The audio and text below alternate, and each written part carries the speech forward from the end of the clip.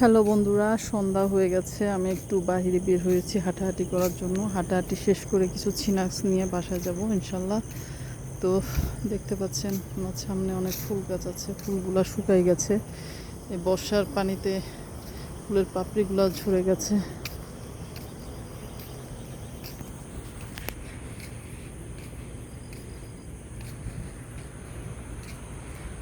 অন্ধকারে তেমন কিছু দেখা যাচ্ছে না।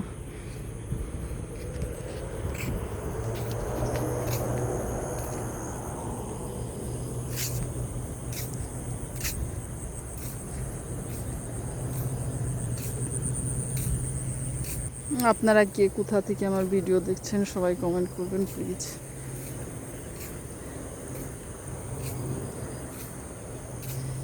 আর কিছুদিন পরে ইনশাল্লাহ পাহাড়ে ঘুরতে যাব, তখন আপনাদের সাথে অনেক ব্লগ শেয়ার করব।